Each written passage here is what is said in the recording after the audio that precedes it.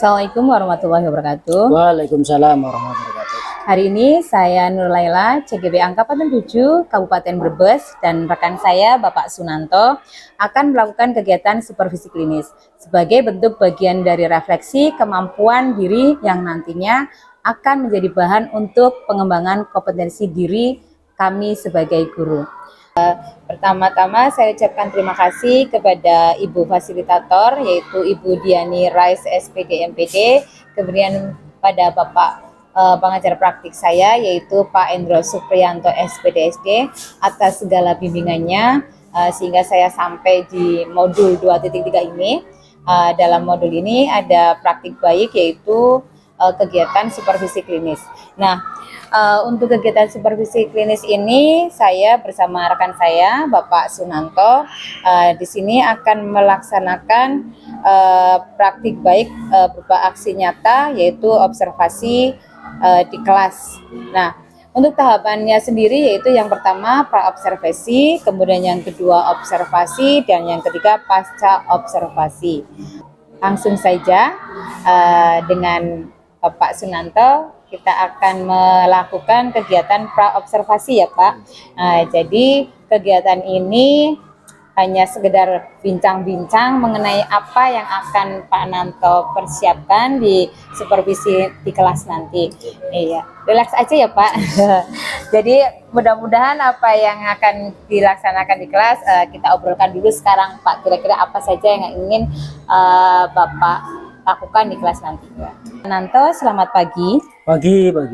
Ya. Gimana kabarnya hari ini Pak? Alhamdulillah baik. Alhamdulillah kalau begitu. Baiklah Pak Nanto. Nah, sebelum kita memulai acara kegiatan hari ini, persilakan Pak Nanto untuk memperkenalkan diri Pak. Ya. Terima kasih. Nama saya Sunanto. Saya guru matematika yang mengajar di kelas 8 dari SMP Negeri 1 Pinakambang. Terima kasih. Ya, terima kasih Pak atas sesi perkenalannya. Jadi Pak Nanto, bagaimana perasaan Bapak hari ini ketika kita akan melaksanakan kegiatan supervisi klinis ini Pak? Perasaan saya agak sedikit was-was karena saya belum mengetahui sejauh mana yang akan ditanyakan tentang supervisi klinis. Karena kata orang-orang yang mengikuti guru penggerak itu supervisi ini berbeda dengan supervisi yang ada yang biasanya kepala sekolah laksanakan. Itu perasaan saya. Tapi saya juga agak senang karena saya bisa berkomunikasi dengan seorang CGP, calon guru penggerak yang luar biasa. Terima kasih. Ya, begitu ya Pak. Jadi Bapak merasa ada perbedaan. Kira-kira kayaknya tahu nggak Pak perbedaan apa yang Bapak dengar-dengar ini dari teman-teman mungkin Pak? Nah, itu yang belum saya ketahui. Nanti barangkali nanti kita bisa berdiskusi untuk mengetahui supervisi model yang dari guru penggerak itu seperti apa. Iya, baik kalau gitu. Untuk pembelajarannya sendiri Pak, kalau itu hari ini Bapak akan melakukan pembelajaran tema apa gitu Pak? Ya, jadi untuk pembelajaran yang akan saya lakukan yaitu tentang peluang, kemudian pada topiknya itu peluang teoritik. Oh iya, peluang teoritik. Kemudian untuk tujuan pembelajarannya sendiri seperti apa Pak? Tujuan pembelajarannya ada dua. Yang pertama, menentukan peluang teoritik dengan penuh kesadaran diri. Yang kedua, menyelesaikan masalah yang berkaitan dengan peluang teoritik untuk menerapkan keterampilan berrelasi. Ya, oke, baik. Nah, dari tema tadi, kemudian juga dari tujuan yang sudah tadi Bapak sampaikan, kira-kira area pengembangan apa yang ingin Bapak lakukan, yang ingin Bapak capai nanti, baik untuk peserta didik, ya, untuk murid-murid Bapak di kelas, maupun bagi Bapak sendiri nih Pak. Bagi Pak Nanto sendiri bagaimana Pak? Ya, area pengembangan yang ingin saya lakukan untuk RPP yang berdasarkan RPP yang saya buat, itu ada 3. Yang pertama adalah saya ingin mengembangkan di model pembelajarannya.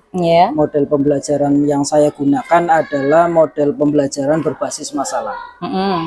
Kemudian yang kedua, yang area pengembangan yang ingin saya kembangkan adalah yang sekarang lagi ngetren, yaitu model pembelajaran berdiferensiasi.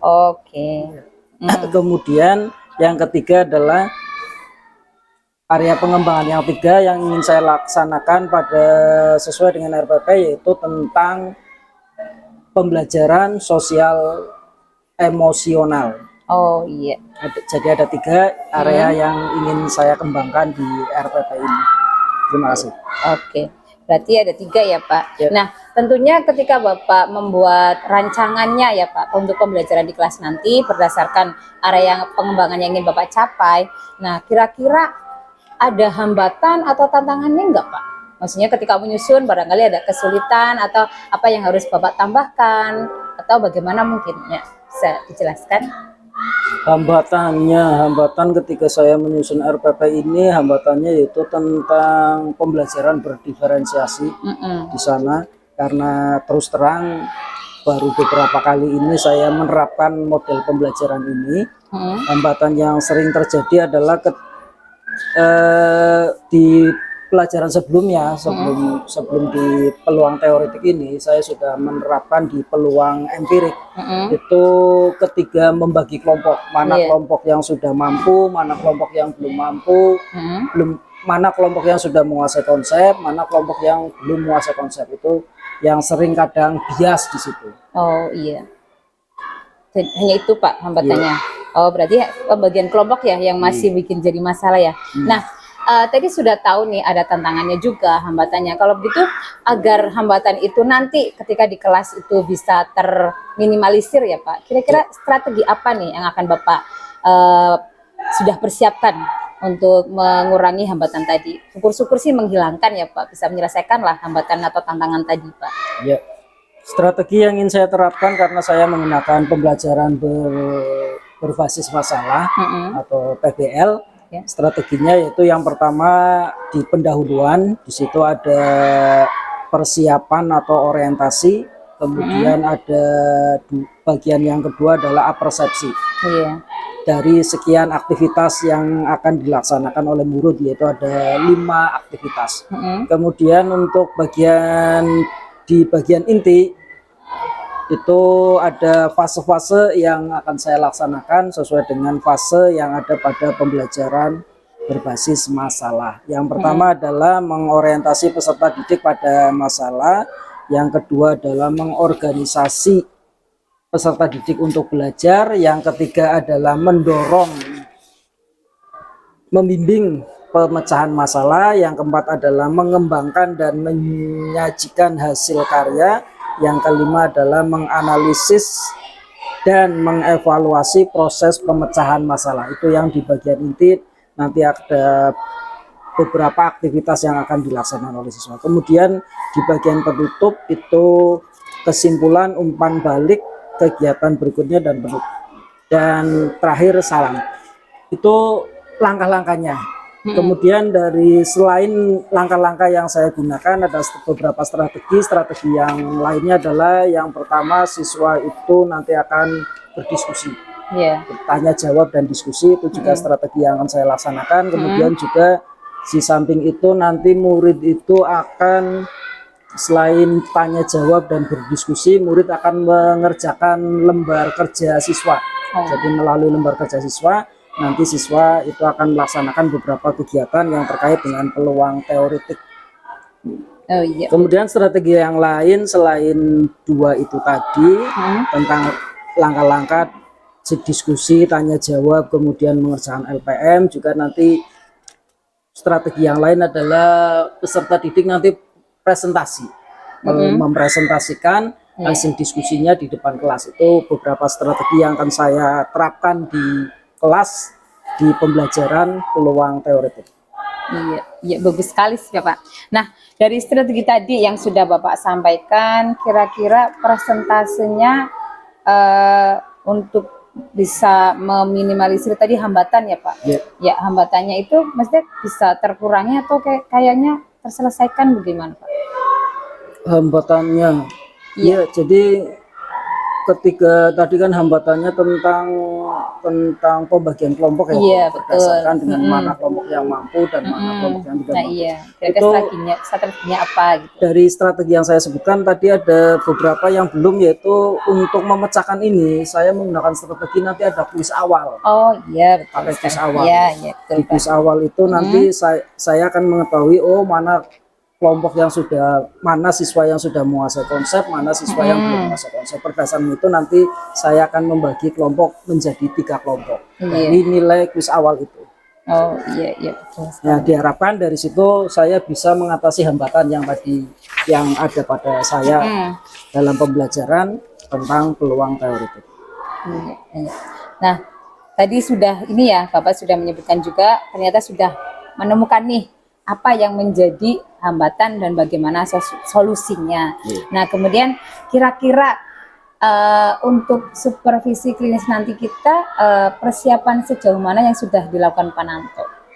Ya, mungkin tidak hanya terkait dengan rencana pembelajarannya Pak, yang lainnya mungkin ya. Persiapannya gimana Pak, sejauh mana?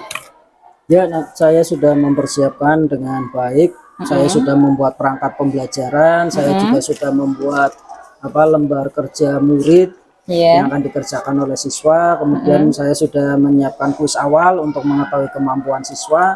Kemudian juga saya sudah menyiapkan untuk tes penilaiannya, yaitu penilaian untuk penilaian pengetahuan. Iya. Itu sudah saya siapkan di rancangan pembelajaran yang sudah saya susun. Gitu. Oh ya, bagus sekali ya. Berarti gini ya Pak, saya ulangi ya. Tadi Bapak bahwa kita nanti akan mengadakan supervisi klinis di kelas Pak Nanto dengan judul atau dengan temanya peluang teoretik ya Pak. Ya betul. Kemudian tujuannya yaitu yang pertama untuk menentukan peluang teoretik dengan kesadaran diri. Kemudian yang kedua menyelesaikan masalah yang diberikan dengan peluang teoretik untuk menetapkan keterampilan berelasi. Ya, betul ya Pak. Nah, kemudian untuk area pengembangan yang sudah dicapai, tadi saya menangkap Pak Nanto yang pertama akan mengembangkan model pembelajaran berbasis masalah, kemudian menggunakan model pembelajaran berdiferensiasi, kemudian yang ketiga bahwa juga menerapkan pembelajaran sosial emosional. Ya, kemudian tadi ada sedikit tantangan dalam persiapannya, yaitu di mana ada pembagian kelompok yang masih bias untuk sesuai dengan minat atau bakat atau profil mungkin ya Pak kebutuhan belajarnya. Nah, kemudian di sini Pak Nanto membuat kuis awal untuk menangani masalah tersebut ya Pak. Ya, untuk menangani tantangan tadi, hambatan-hambatannya. Nah, itu bagus sekali Pak. Nah, kemudian strategi yang sudah Bapak persiapkan juga yaitu tadi sudah menjalankan langkah-langkah pembelajaran dari pendahuluan, persepsi, kemudian inti, kemudian sampai refleksi ya Pak. Iya, luar biasa, bagus sekali Pak Nanto. Ya. Oh iya, ini Pak Nanto, tadi kan sudah menyebutkan tujuan pembelajaran, area pengembangan, kemudian juga strategi yang dipersiapkan. Nah, kira-kira kapan nih Pak kita akan melakukan supervisi bahwa Pak Nanto sudah benar-benar siap, mungkin mempersiapkan anak-anak juga, kapan waktunya dan di kelas berapa ini Pak? Ya, jadi kan rencananya saya akan melaksanakan pembelajaran itu besok hari Rabu, ya. Di jam kedua dan jam ketiga. Kebetulan di jam kedua dan jam ketiga saya mengajar di kelas 8H. Jadi nanti tempat observasinya di sana di kelas 8H. Oh, oke. Oh, berarti Pak Nanto siapnya besok ya Pak. Nah, Rabu, berarti besok Rabu jam kedua dan ketiga di kelas 8H. Ya, oke Pak. Insya Allah saya siap nanti mendampingi Bapak di kelas tersebut. Baik Pak Nanto, terima kasih sudah memberikan informasinya sebelum kita akan melakukan supervisi klinis. Nah, mudah-mudahan nanti kegiatannya pas observasi bisa berjalan dengan lancar, tujuan pembelajaran juga tercapai ya Pak. Kegiatan supervisi di kelas berjalan lancar seperti yang Bapak harapkan, dan mudah-mudahan anak-anak juga bisa ikut aktif ya Pak. Benar-benar tujuan pembelajaran ini tercapai. Terima kasih Pak Nanto atas waktu yang diberikan, dan terima kasih sudah memberikan informasinya untuk kita supervisi di kelas nantinya. Oke, sekian dari kami setelah acara ini, kegiatan pra observasi. Saya Nurlaila dan Bapak Sunanto. Terima kasih. Assalamualaikum warahmatullahi wabarakatuh. Waalaikumsalam.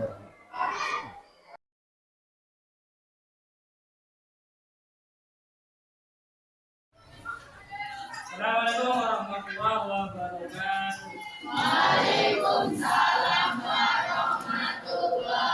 wabarakatuh.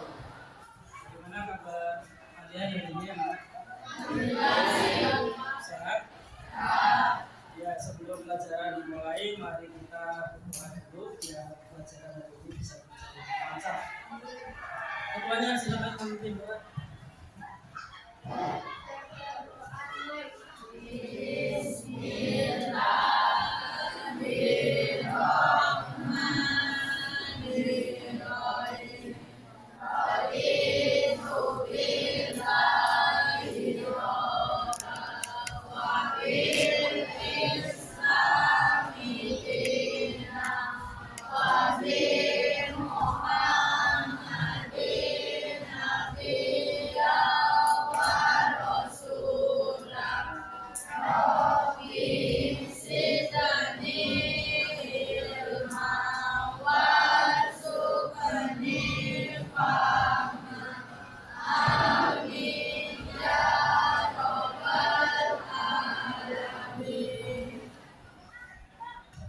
Ya, kemudian nanti doa yang kalian ucapkan di situ ada kata Robi Sidni ilmu. Sehingga saya pemahaman atas ilmu di situ.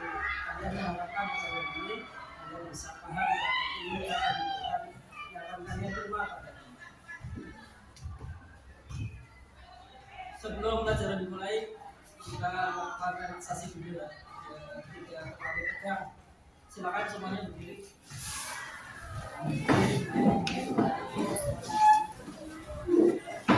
Kita akan melakukan relaksasi dengan memasak gula dan melemparnya ke laut. Masih ingat ya? Ya, silakan. Apa belum? Belum. Jadi nanti kalian menangkap bulan, seolah-olah di atas kalian ada bulan menangkap. Ketika kalian menangkap bulan, kalian mengambil nafas. Kalian napasnya sampai bulannya ditangkap. Setelah bulan ditangkap, lempar ke laut sambil melepaskan nafas. Gitu ya? Ya, baik. Tangkap bulan. Ambil nafas, ayo terus ambil nafas. Bulannya belum tertangkap. Ya, tangkap, lempar ke laut. Lagi, satu kali lagi. Ambil bulan. Ambil nafas. Bulannya belum ketangkap, ayo cincin bulan dulu cincin. Kalau dia ketangkap bulannya, ya belum, ya sudah ketangkap, lempar ke laut. Terima kasih, silakan duduk dengan santai. Pejamkan mata kalian, pejamkan mata, duduk dengan santai. Bayangkan kalian hari ini mendapatkan uang 1 miliar, bayangkan. Pejamkan matanya, seolah-olah uang itu ada di tangan kalian. Banyak sekali uang 1 miliar itu. Kemudian kalian belanjakan HP yang kalian idam-idamkan, karena selama ini HP-nya jauh. Dengan uang 1 miliar kalian bisa mendapatkan HP yang kalian idam-idamkan. Bayangkan lagi uang itu bisa kalian gunakan untuk membeli sepatu yang kalian idam-idamkan. Karena sepatu kalian sudah bolong-bolong, sudah rusak, sudah usang, sudah ketinggalan modelnya. Bayangkan lagi uang itu kalian gunakan untuk beli tas kalian, tas yang sudah kumuh, luncur, lecet, sudah tidak bagus lagi, tidak menarik modelnya. Hari ini kalian bisa mendapatkan tas yang kalian idam-idamkan. Bayangkan lagi ketika lebaran kalian ingin membeli baju yang kalian inginkan. Hari ini dengan uang 1 miliar kalian bisa mendapatkan baju tersebut. Bayangkan lagi, uangnya masih sisa, masih banyak, kalian bisa belikan untuk sepeda yang ini kalian dapat. Yuk, bayangan lagi. Ringankan, tenangkan pikiran kalian. Fokuskan bahwa pada hari ini kalian akan memperoleh ilmu yang kalian harapkan. Terus bayangkan lagi, bayangkan untuk sesuatu yang kalian inginkan yang belum bisa kalian wujudkan. Ya, terima kasih. Ya, banyak yang sudah lihat semuanya. Hari ini kita akan mempelajari tentang peluang teoretik. Sebelumnya saya akan cek dulu kehadirannya yang tidak berangkat siapa? Arifin. Ada lagi selain Arifin? Enggak, ada satu. Izin apa sakit? Enggak, Arifin apa? Ya. Peluang teoretik itu merupakan rasio dari banyak kejadian dengan banyak titik sampel.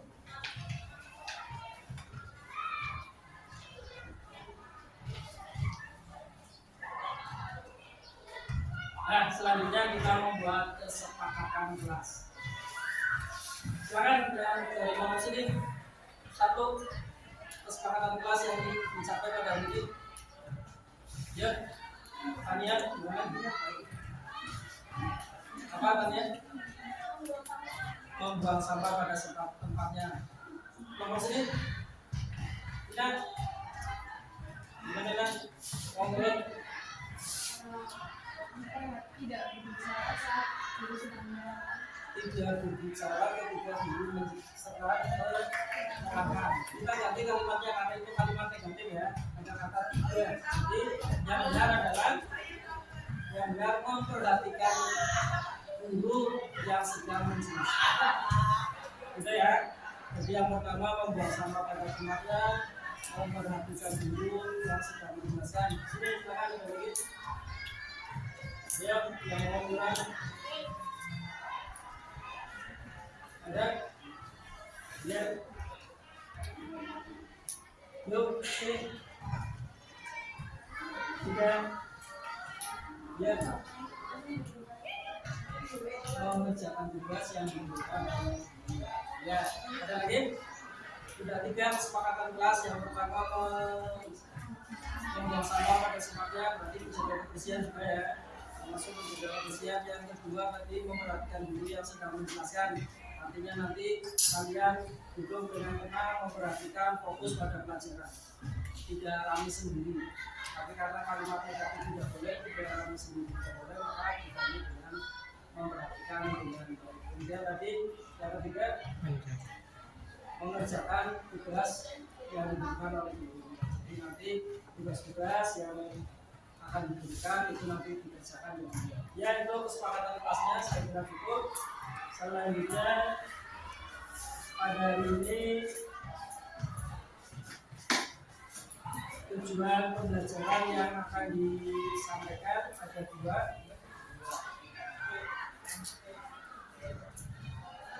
Tujuan pembelajaran masih panjang.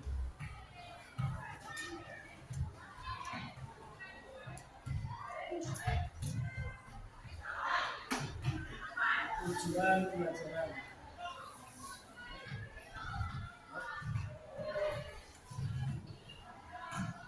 Ada dua tujuan pembelajaran pada hari ini. Yang pertama adalah setelah mengikuti pembelajaran tentang peluang teoretik dengan metode atau jawab diskusi data dan jawab terdiri dapat yang pertama menentukan peluang teoretik dengan kesadaran diri.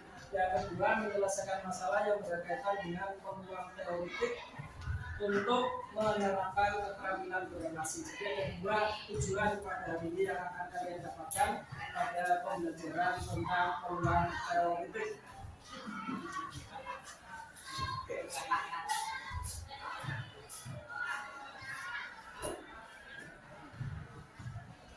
Tujuannya sudah tersampaikan. Yang berikutnya adalah mengerjakan tulis awal. Ya, silakan siapkan bukunya. Buku pakai buku saja. Ya, nanti kalian cuma menjawab A, B, C, D saja.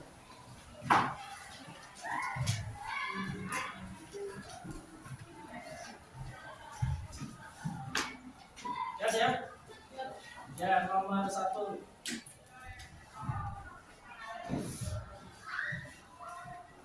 Ya, silakan dipilih kira-kira siapanya. Peluang teoretik tidak disebut sebagai peluang titik-titik.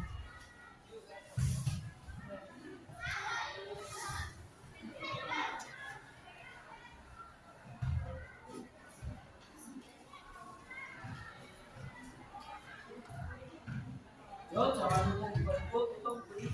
Gantinya ditutup karena kalian tidak belajar. Ditutup aja. Dan nanti kita dapatkan nilai sesuai yang kalian mau. Ditutup, tutup. Masih ada guru pendamping yang terbuka. Ya, silakan. Nomor 2.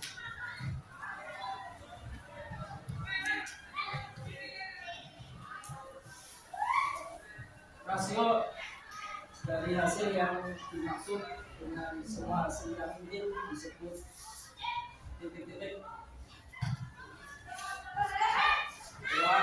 Peluang teoretik kejadian atau peluang sama.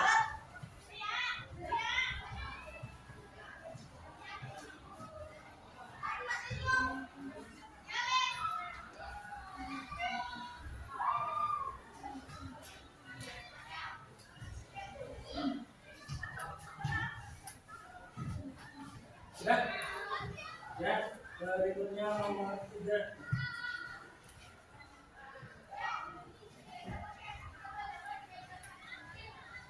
Nomor 3, himpunan dari semua hasil yang mungkin pada suatu percobaan atau kejadian disebut peluang teoretik kejadian atau peluang sampel.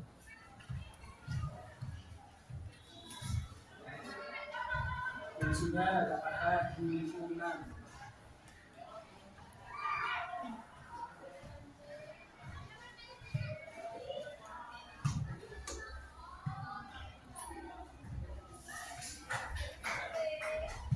Sudah? Nomor 4.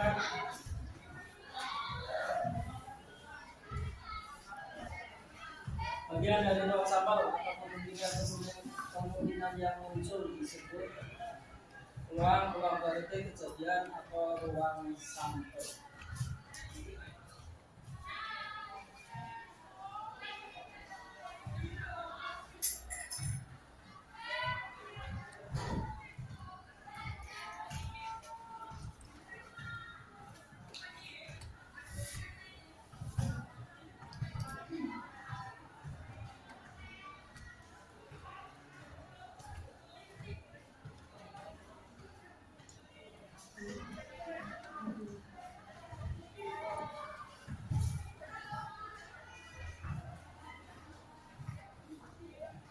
Nomor 5.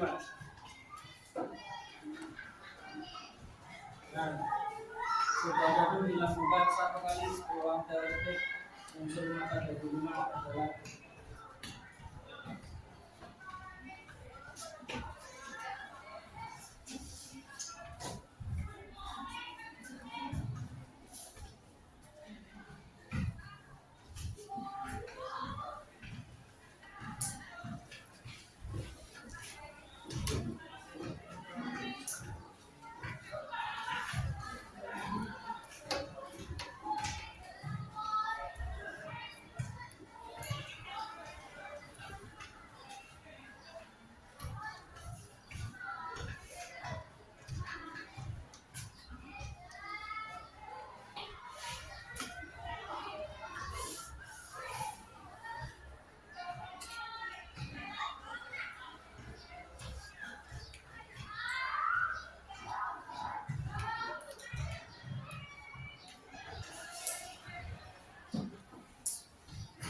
selesai. Silakan ditukar dengan siswa yang ada di belakang kalian. Jangan ditukar.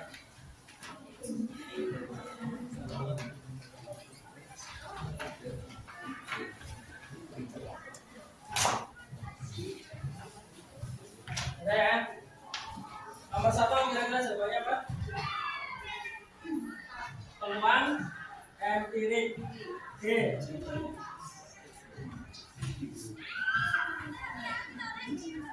karena di juga rata-rata ruang teoretik tidak disebut sebagai peluang empirik. Nomor 2, jawabannya adalah peluang teoretik. D. Yang ketiga, timunan berarti ruang sampel. D. Kuncinya kata timunan. Yang keempat, apa jawabannya? C. Kejadian. Nomor 5, jawabannya D. Yang benar adalah A. 1/6 karena 5-nya ada 1. Kedua ada 6, 5-nya ada 1, jadi 1/6.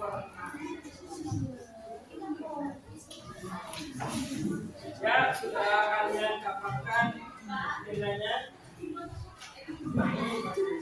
Cek.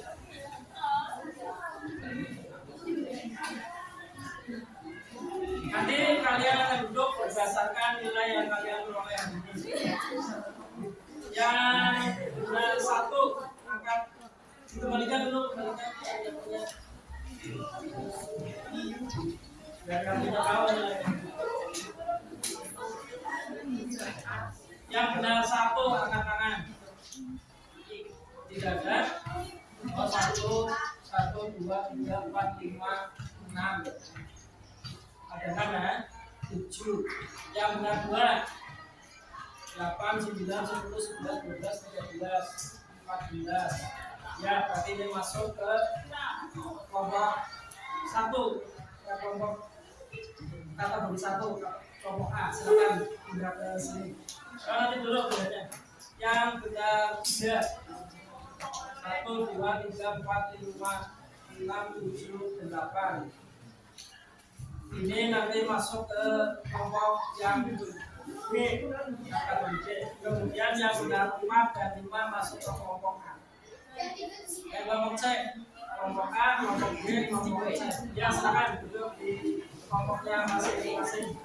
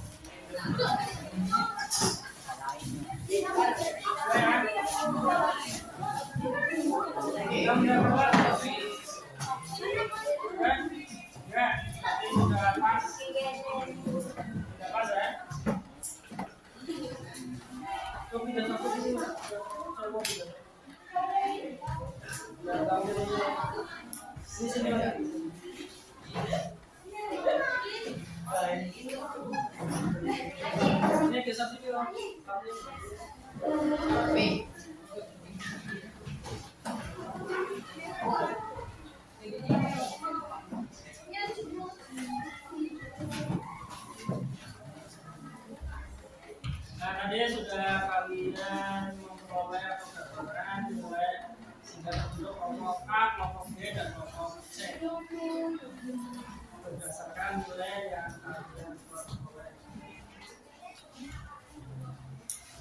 Selanjutnya kita akan menyaksikan untuk motivasi.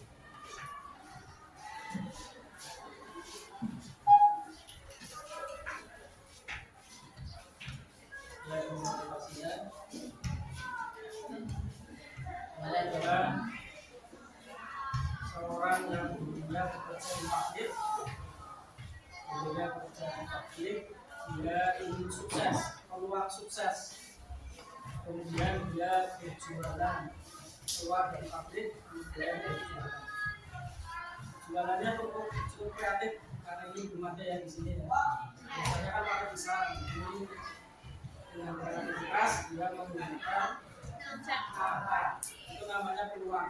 Jadi silakan kalian bisa memperoleh peluang untuk sukses dengan tiap-tiap baru ada kreativitas. Dengan peluang ini terkenal dengan nama cacat coklat, namanya kue makanan cekcok, coklat. Karena kalau digoreng warnanya coklat, namanya putih. Nanti kalau digoreng warnanya coklat, sehingga di dalamnya cecek jadi cekcok. Nah, namanya saja aneh sehingga orang akan tertarik. Nah, omsetnya ternyata per bulan itu 45 juta. Bayangkan saja. Saya sama beliau per bulan itu paling di bawah 10 juta. Saya 8 juta, beliau mungkin 10 juta.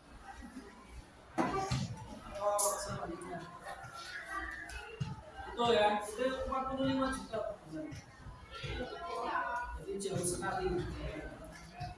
Kalian silakan bisa memperoleh yang sukses. Ini namanya peluang usaha. Nah, di sini dia yang punya ibunya di antara bahkan dicoba dia memang dicoba awal-awal. Sekarang dia sudah punya rumah sendiri, sudah punya motor sendiri, sudah punya program yang lebih bagus. Ini salah satu kisah seseorang yang dengan kreativitasnya dia punya kiat memperoleh uang untuk sukses. Itu saja informasi yang saya berikan terkait dengan motivasi. Dan kalian termotivasi kok ternyata peluang itu ada kaitannya dengan kesuksesan.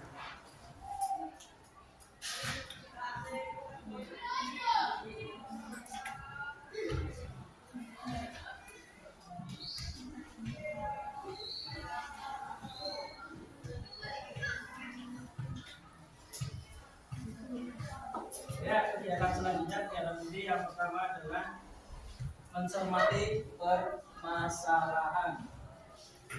Permasalahannya seperti ini. Perhatikan.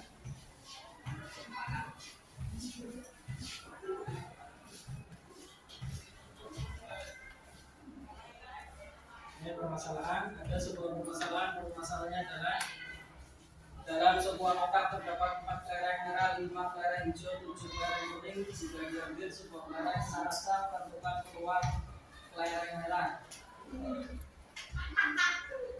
Kelereng merah ada berapa?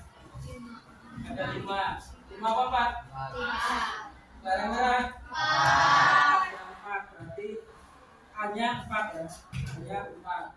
Kemudian angka itu kalau dijumlahkan ada berapa? 4 tambah 5 tambah 7 16. S-nya 16. Kita lihat benar atau salah. Hanya 4, S-nya 16. Ternyata benar ya. Hanya ada 4, kejadian kelereng merah ada 4, banyak titik sampelnya ada 16. Sehingga peluang teoritiknya atau peluang selanjutnya kelereng merah adalah 4 per 16. Kok jadi seperempat? Dibagi berapa? 4 per 16. 4 per 16 jadi seperempat. Berarti dibagi berapa? Dibagi 4. 4 bagi 4 1, 16 bagi 4 4. Seperempat. Kok jadi 0,20? 0,25? Gimana cara hitungnya? 1 dibagi 4. Hingga 1 dibagi 4. Kita lihat ya. 1 dibagi 4. 1 dibagi 4. Nggak bisa 0 ya. 10 bagi 4 2 8 sisa 2 tinggal 1. 20 bagi 4 5. Jadi 0,25. Jadi peluangnya adalah 0,25. Itu contoh permasalahannya seperti itu. Ada yang mau ditanyakan? Tidak ada? Apa? Nah, kamu apa? Tidak tanya. Sudah jelas? Kau tanya? Mungkin tidak kelihatan. Kelihatan? Kelihatan ya? Ya, itu permasalahannya.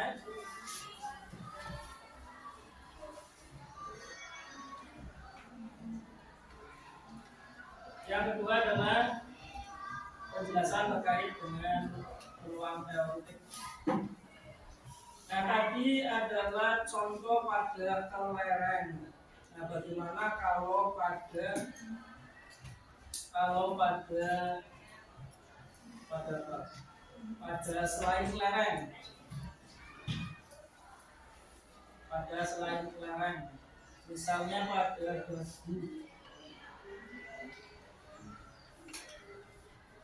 debu. Yang penting kalau selain pada kelereng, kalau mandiin kelereng S-nya ditambahkan 4 tambah. Nah kalau selain pada kelereng seperti ini, misalnya pada koin, S-nya ada 2. Kalau satu koin, karena koin ada 2 sisi, sisi angka dan sisi gambar, jadi ada 2 S-nya. Kalau 2 koin ya tinggal dikalikan 2 kali 2 4. Seperti pada PH nomor 1 ada 8 baju sama 4 5 apa 4 8 kali 4 8 kali 4 berapa? 5 ya, kemarin 5 ya, 8 baju 5 rok 8 kali 5 berapa? 40. Jawaban yang benar adalah 40. Karena itu, mengapa 40 jawabannya 40? Kemarin kan kalian gambar biru, ditambah biru sekarang. Ini sambil mengingatkan materi sebelumnya. Gambar pakai tabel ya. Kalau pakai tabel di gambar satu-satu baru dihitung ada berapa. Oh ada 40. Padahal dengan rumus ini cukup dikalikan saja, kalian tidak usah nambah. Tidak usah bikin tabel yang banyak sekali. Itu baru 8 kali 5 lah. Kalau 52 kali 700 misalnya berapa tabelnya harus lebarnya seberapa. Nah, cukup dikalikan saja. 2 koin berarti 2 kali 2. 1 dadu karena dadu ada 6 sisi berarti S-nya 6. 2 dadu berarti 6 kali 6 36. Nah, kalau 1 koin dengan 1 dadu maka dikalikan koin ada 2 sisi, dadu ada 6 sisi sehingga 2 kali 6 sama dengan 12. Ini S-nya. Karena yang penting nanti bentuk S. Coba penjelasannya. Penjelasan sudah, sekarang kita berdiskusi secara kelompok di LKPD.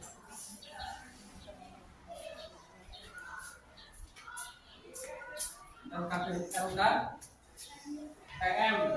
Lembaga Kegiatan Pembelajaran Murid. LKPM-nya silakan dikerjakan berdasarkan kelompok A, kelompok B, kelompok C. Nanti diskusinya yang depan menghadap ke belakang, yang depan ini menghadap ke belakang. Silakan yang depan menghadap ke belakang biar bisa berdiskusi. Ada dua soal yang kalian diskusikan.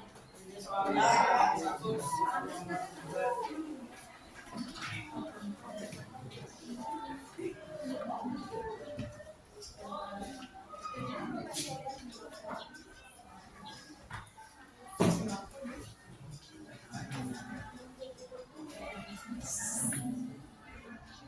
Silakan dikerjakan soal nomor 1 dan soal nomor 2 waktunya 10 menit.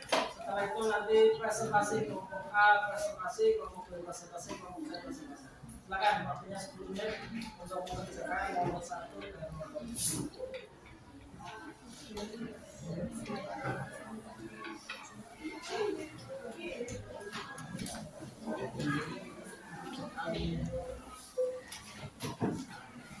Ya, silakan.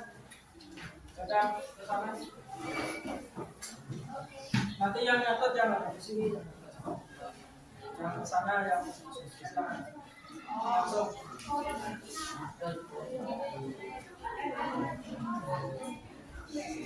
Tempat ya.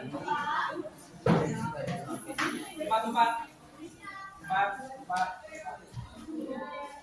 Ini empat. Nanti presentasinya salah satu.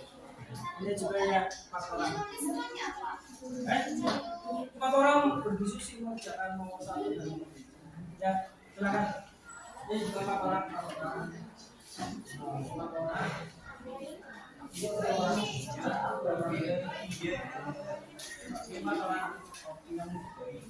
Ya, silakan. Ada salah satu yang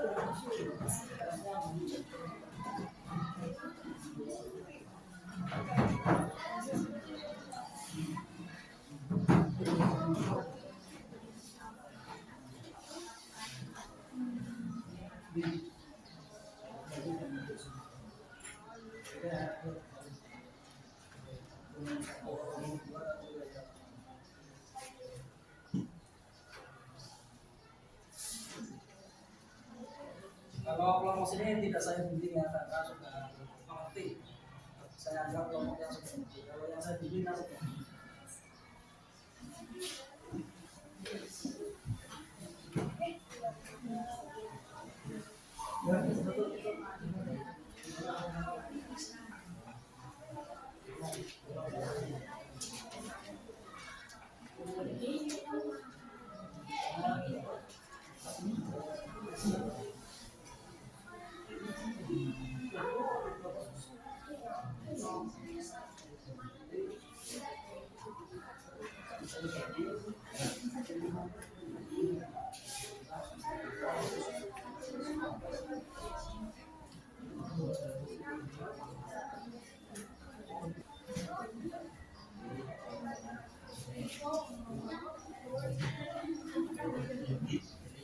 Ini ada PHP-nya.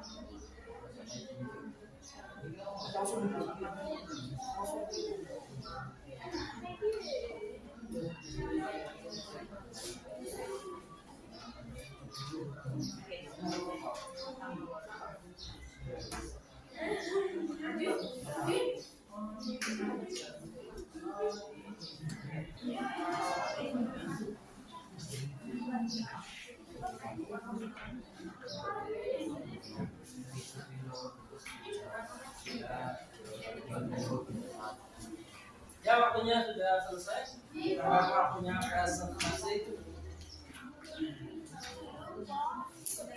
Silakan kelompok B dulu yang presentasi, dibacakan hasilnya di depan.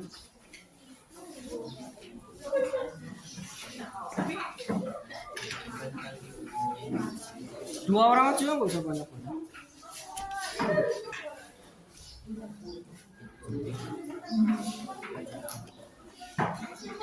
Ya, mulai. Waalaikumsalam warahmatullahi wabarakatuh. Kami dari kelompok B ingin mempresentasikan hasil diskusi nomor 1. Sebuah jadwal dilempar 1 kali. Tentukan peluang muncul mata jadwal lebih dari 3. Jawabannya, peluang lebih dari 3 kandungan 3/6 disederhanakan menjadi 1/2 sama dengan 0,5. 0,5. Ya, silakan beri tepuk tangan. Ya, sudah cukup.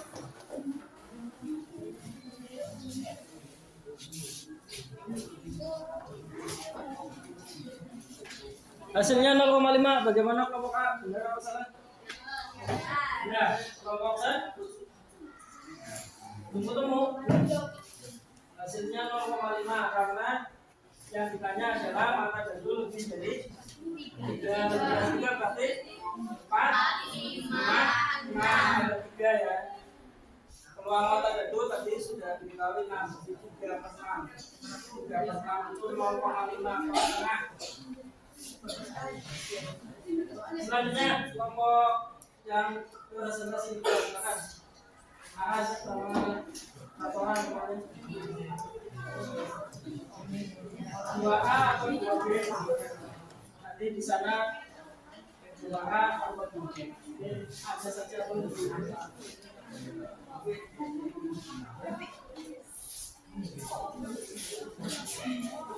Ya, mulai.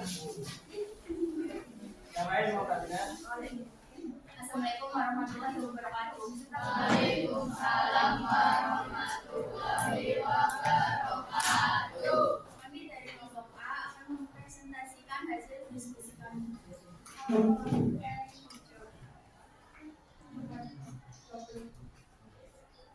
Gimana hasilnya? A-nya berapa A-nya? Itu 7/20. Disederhanakan jadi berapa? Nggak bisa. Tidak bisa. Berarti 7 bagi 20. Berapa 7 bagi 20? 0,35. Jadi kalau disederhanakan 0,35. Ya, beri tepuk tangan. Selanjutnya kelompok C, silakan untuk nomor 2B. Ya, 2 orang. Ya, 2 orang.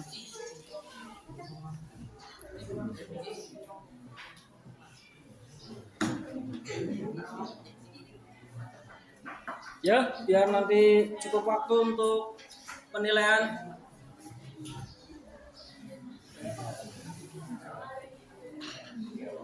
Belum, kalau belum berarti kita usulkan saja ya.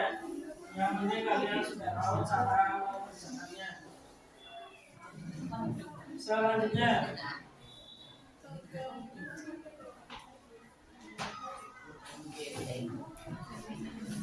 adalah penilaian. Silakan keluarkan kertas kreditnya dibagi kalian. Dibantu biar cepat. Dibantu biar cepat.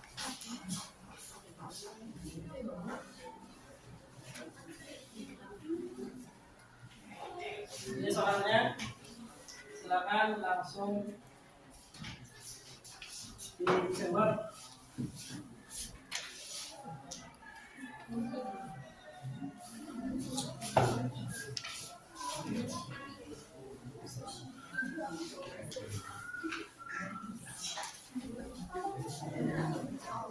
Masih di kertas itu tidak boleh diganti kertas ini. Nomor 2 ya. Saya kredit nomor 2 untuk penilaian.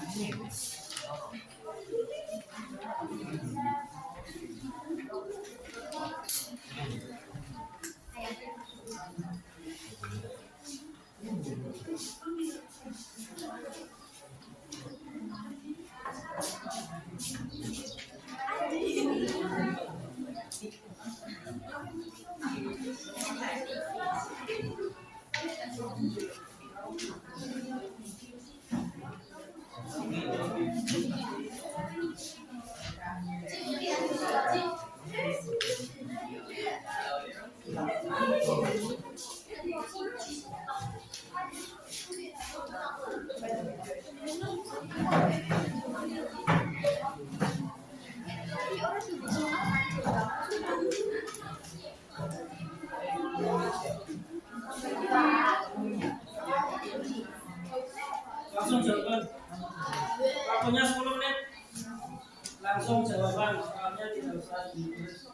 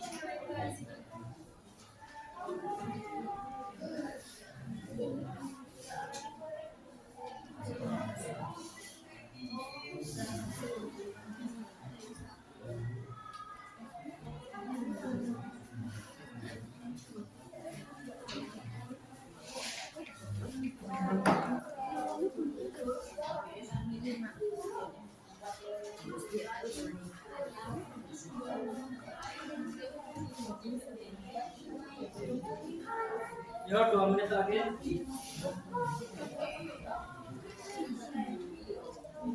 menit lagi.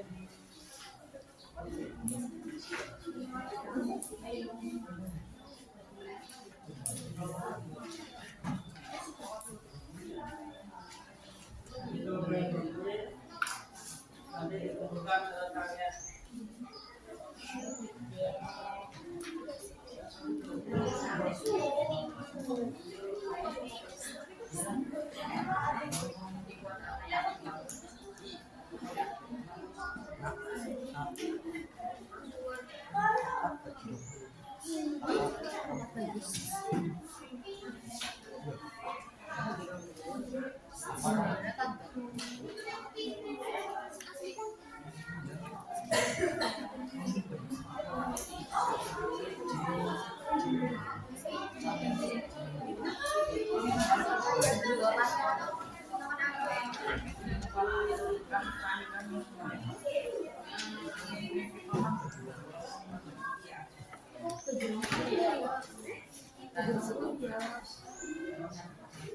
Desain jadi dibagi ya.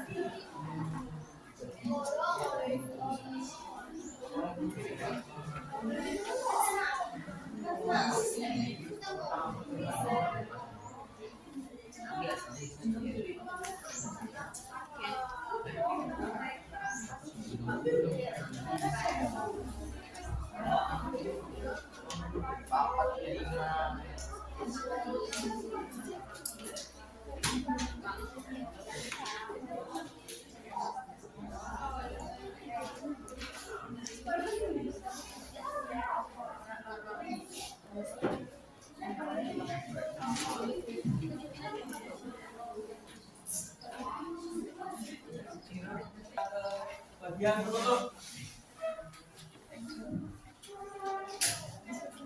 Kesimpulannya dari pulang teoretik tadi kalian sudah bisa memperoleh kesimpulan. Yang pertama adalah bahwa peluang teoretik perbandingan antara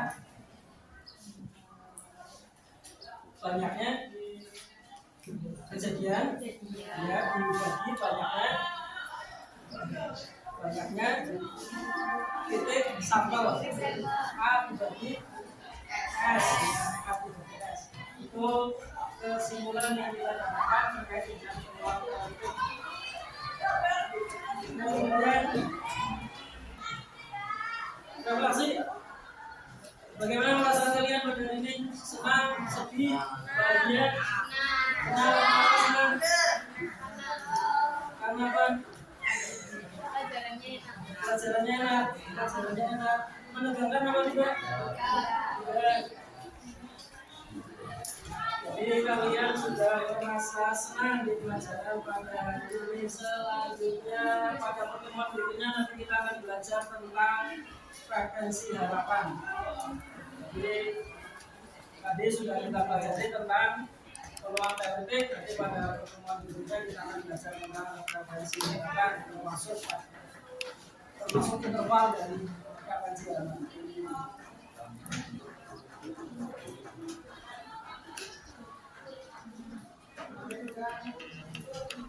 Terima kasih. Jadi saya ucapkan banyak terima kasih.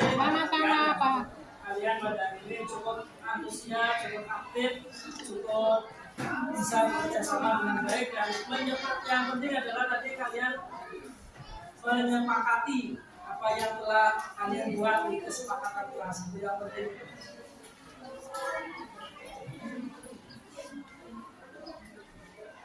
Alhamdulillah. Kita tutup dengan ucapan alhamdulillah. Assalamualaikum warahmatullahi wabarakatuh. Waalaikumsalam warahmatullahi wabarakatuh. Bisa istirahat.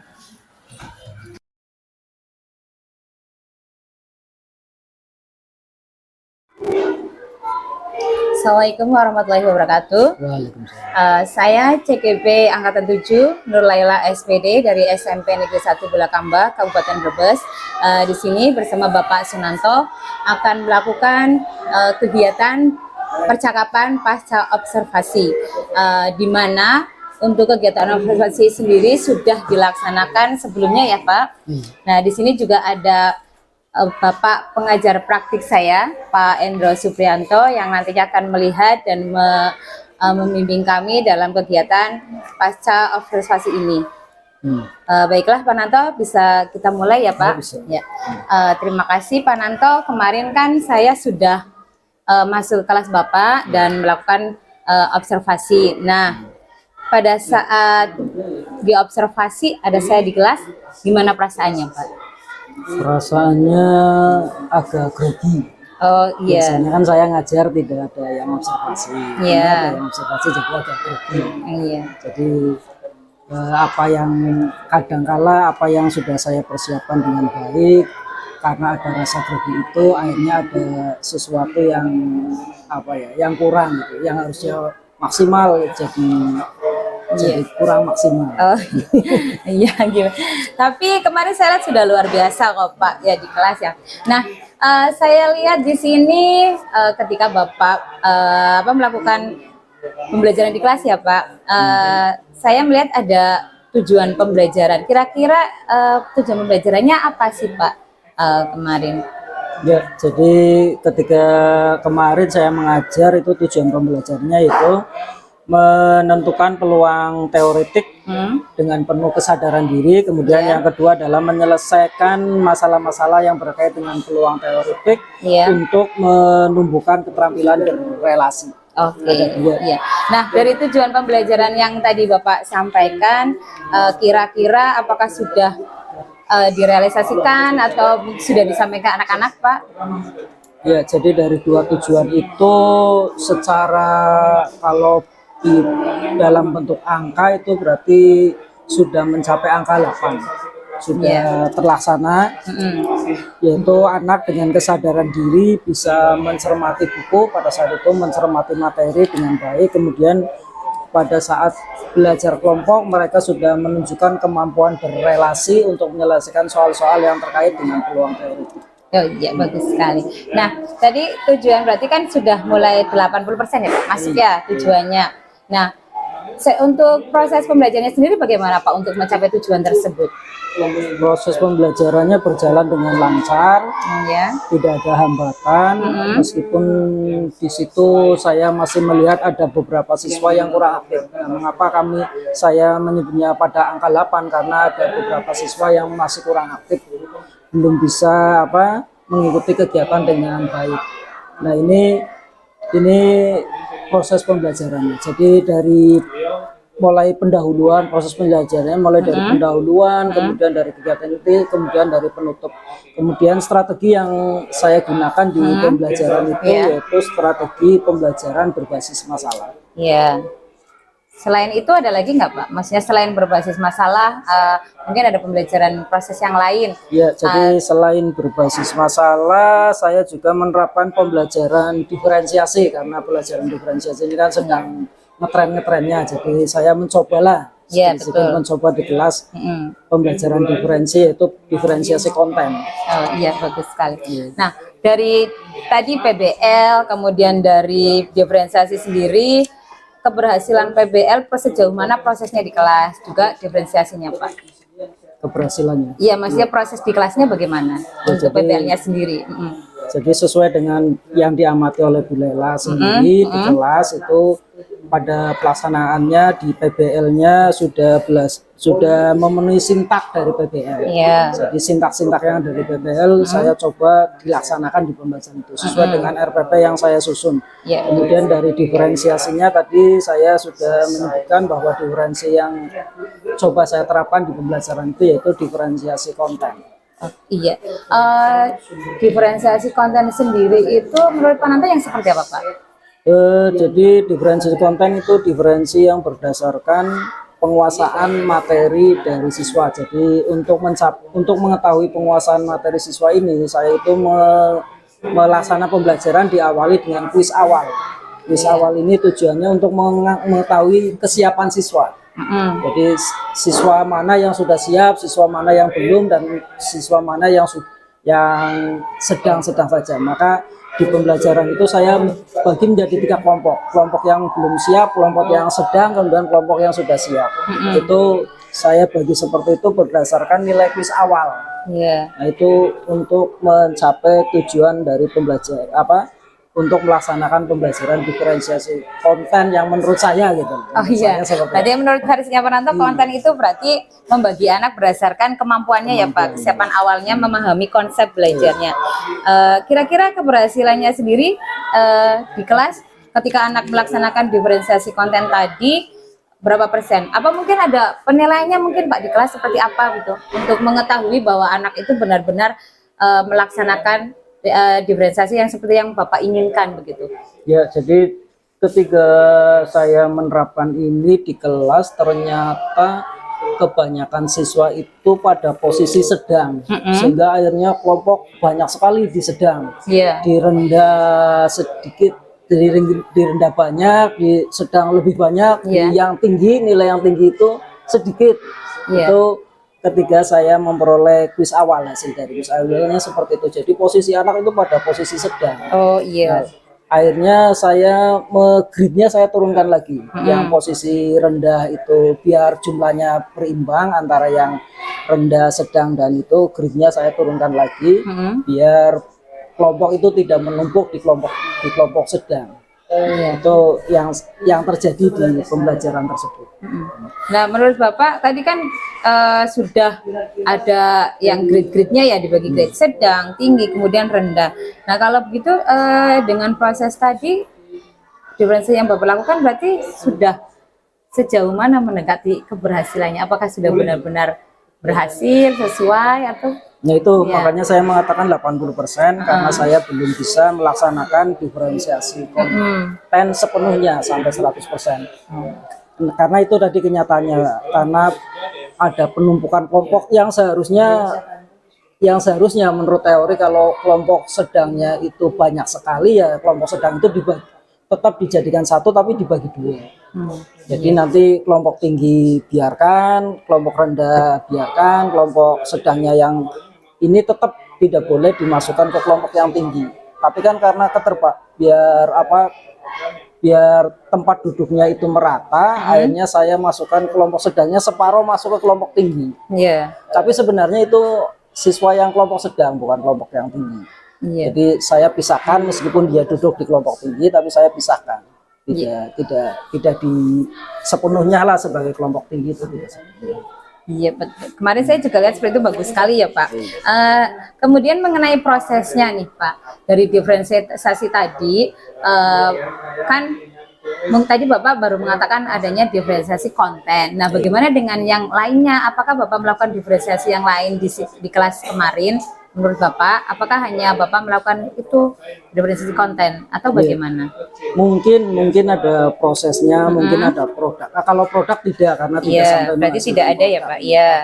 Mungkin di prosesnya ada, tapi penekanan saya pada kontennya karena memang di RPP-nya saya penekanannya pengembangan diri yang coba saya kembangkan adalah pada diferensiasi konten. Mungkin prosesnya ada. Iya. Karena saya melakukan proses yang berbeda, misalnya pada yang kelompok rendah itu saya melakukan bimbingan secara penuh. Kemudian pada yang sedang itu sedikit, kalau yang tinggi itu kan tidak saya bimbing. Itu mungkin ada proses seperti itu. Di situ berarti itu masuk ke proses ya Pak. Iya, bagus sekali ya. Berarti apa yang Pak Nanto kemarin memang menurut saya juga seperti itu Pak. Jadi bahwa ketika Bapak melakukan pembimbingan ya Pak, itu termasuk proses ya Pak. Ya, benar sekali. Nah, kemudian gini Pak, dalam proses tadi penilaian apa yang tadi belum Bapak jawab nih Pak? Kira-kira apa sih maksudnya untuk strategi-strategi termasuk tadi melaksanakan sesintak? Apakah ada penilaian yang belum penilaiannya yang dilakukan di kelas gitu Pak? Penilaian. Iya, apakah melakukan penilaian individu atau kelompok atau bagaimana Pak? Di akhir pembelajaran saya melakukan penilaian, yaitu penilaian pengetahuan. Oh iya. Penilaian pengetahuan. Itu di akhir sebelum pembelajaran itu ada, sebelum masuk ke sesi penutup itu saya akhiri setelah anak-anak itu presentasi, karena ada yang presentasi, kemudian setelah presentasi selesai ada penguatan di situ. Setelah itu baru saya melakukan penilaian. Nilainya adalah penilaian pengetahuan. Ya, oke, iya bagus sekali ya Pak. Nah, kemudian begini, Bapak sudah melakukan penilaian di awal, tadi sudah melakukan PBL, diferensiasi juga ada. Nah, kemudian bagaimana dengan budaya positifnya Pak? Diterapkan tidak kemarin kayaknya? Budaya positif saya terapkan. Ya, nanti Bu Laila bisa lihat lagi rekamannya di situ. Saya menerapkan budaya positif, yaitu di awal saya membuat bersama siswa membuat kesepakatan kelas. Iya betul ya, sudah saya lihat ya, memang benar Pak ya. Jadi ada kesempatan kelas ya sebagai penerapan. Untuk pembelajaran ini yang lain mungkin berkaitan dengan sosialnya. Sosialnya tadi ada dua ya, sosial emosional kan tadi ada dua. Yang pertama adalah kesadaran diri, ketika anak mempelajari materi secara mandiri itu masuk dalam kesadaran diri. Kemudian ketika anak-anak itu berkelompok kemudian berdiskusi menyelesaikan masalah, itu keterampilan berrelasi. Jadi ada dua untuk penerapan dari kompetensi sosial emosionalnya, ada dua yang saya terapkan. Pak, saya kemarin lihat ini ya Pak, Bapak itu meminta anak-anak untuk mengambil nafas, mengangkat tangan itu loh Pak, yang membuang bulan gitu. Nah itu termasuk yang apa itu Pak, dalam proses apa? Berarti itu mindfulness. Mindfulness ya. Itu kegiatan di awal, pembelajaran setelah berdoa. Itu kegiatan awal yang saya lakukan ada dua, yaitu yang pertama berdoa, yang kedua mindfulness. Itu kegiatan ketiga menyegarkan lah biar siswa itu siap, kemudian siap menerima pelajaran. Itu diawali dengan kegiatan seperti itu.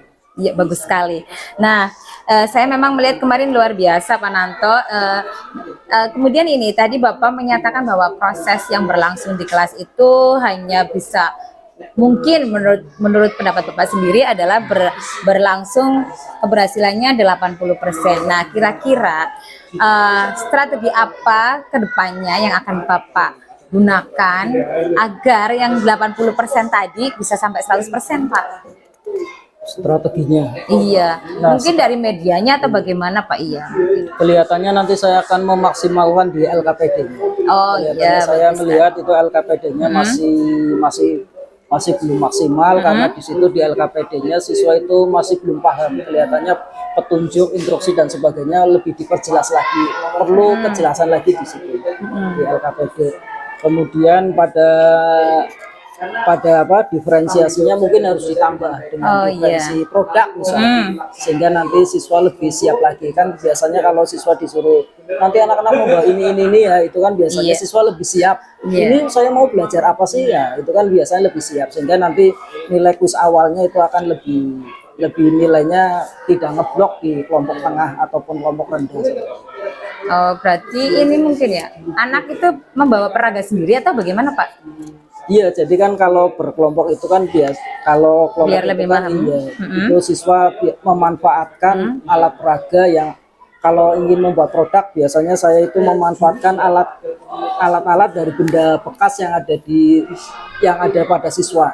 Misalnya ketika pembelajaran peluang itu kan bisa membuat ini ular tangga sendiri, itu kan bisa dibuat kertas, kemudian dibuat ular tangga itu kan bisa. Jadi tidak perlu beli di depot atau di mana, itu bisa membuat sendiri ular tangga. Iya, bagus sekali ya Pak. Berarti dengan itu kan anak-anak mungkin lebih antusias ya kalau misalnya ada alat peraga yang bisa digunakan di sini. Ya memang luar biasa idenya. Nah untuk materinya, medianya tadi kan Bapak sudah menambahkan ya kemarin, ya bagus sekali. Kemudian apa yang bisa Bapak simpulkan dari pembelajaran kemarin kira-kira Pak?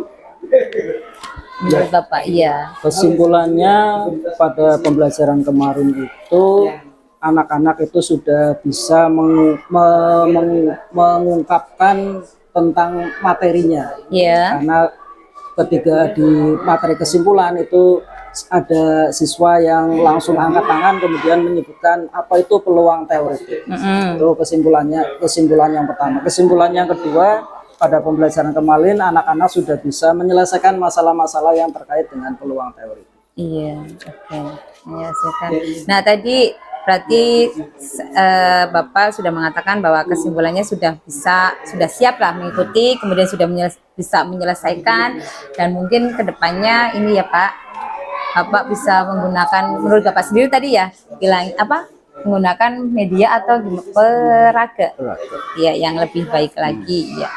Baiklah Pak Nanto, tadi di sini saya sudah membuat catatan bahwa tadi tujuan pembelajarannya sudah Bapak sampaikan, baik secara lisan maupun tulisan, betul Pak? Ya betul, oke.